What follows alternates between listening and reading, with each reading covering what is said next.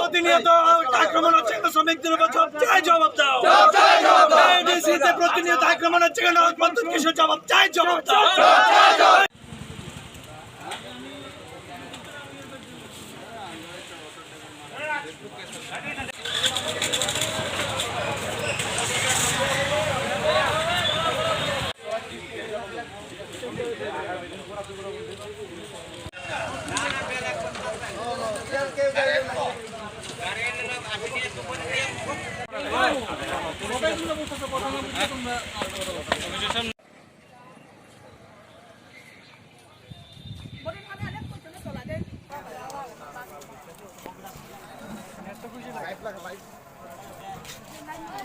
হাঁটতে বেড়া যাচ্ছে না।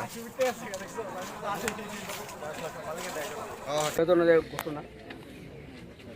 তো কালকে সন্ধ্যার আগে আমি এই খবরটা পেয়েছি, পাওয়ার পর বিকাশদার সঙ্গে যোগাযোগ করলাম। তো আমাকে বিকাশদা বলেনি আমাদেরকে আসার জন্যে। আমরা এই খবর শুনে শ্রমিক বিভাগে একটা মর্মান্তিক ঘটনা শুনে আমরা পরিদর্শনের সঙ্গে রাজ্যের জেলা সেক্রেটারি প্রদীপ দাস এবং সেক্রেটারি শঙ্কর দেবনাথকে নিয়ে আমরা আসলাম আজকে। তো এসে এখানে যে ওসি এডিশনাল এসপি সাহেবের সঙ্গে কথাবার্তা হয়েছে, ডিবো ছিল, তাদের স্টাফ এখানে আছে, তাদের সঙ্গে কথা হয়েছে। তারা বলেছে যে ঘটনা ঘটেছে, এটার সুষ্ঠু তদন্ত তারা করবে। তাদের কাছ থেকে আমরা 3 দিনের টাইম নিয়েছি। 3 দিনের টাইম নিয়েছি। তারা 3 দিনের মধ্যে আসামিকে ধরবে। আর যদি তারা আমাদের মনে হচ্ছে যে তারা গাফিলতি করছে, তারা ধরছে না, এখানের মধ্যে কোনো মানে এরকম হচ্ছে যে কোনো এরিয়া চলছে, আপনাদের যদি এরকম যদি কোনো থাকে তাহলে আপনাদের যে বিকাশদা আছে এবং সুরন্তদা আছে ওদেরকে বলবেন, আমরা বিষয়টা দেখব। যদি না হয় তাহলে শুধু ধলাই ডিস্ট্রিক্ট না, সারা ত্রিপুরা রাজ্যের মধ্যে আন্দোলন হবে। আমরা সারা ত্রিপুরা রাজ্যে আন্দোলন করব। এভাবে একটি মর্মান্তিক ঘটনা, খুব বেদনাদায়ক ঘটনা।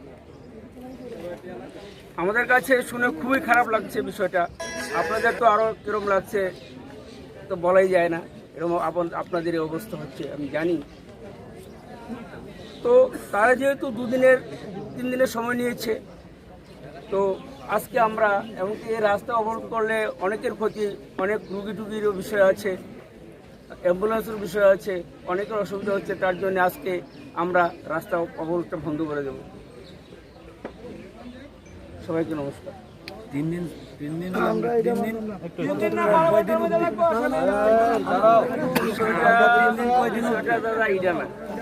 এটা কইলে তো আর সম্ভব না। তারা তো তাদের সময় দিব লাগবে, সময় না দিলে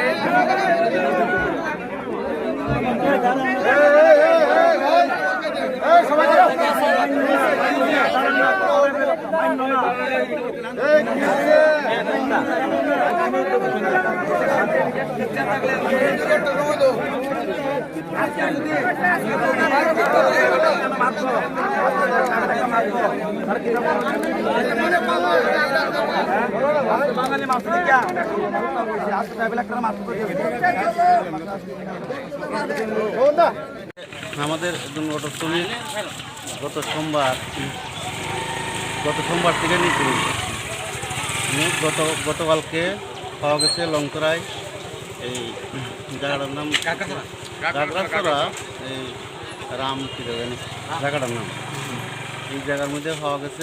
ওনাকে মানে অটোর মধ্যে বাইন দেওয়া যেহেতু অবস্থায়, মানে অটোর মধ্যে একদম অটোও ফুটছে, তাইনেরও ফুটছে, প্লাস লগে তাই আইসক্রিমের ফেটি লিয়ে দিত, আইসক্রিমের ফেটি সুদ্ধা সব ফুটছে।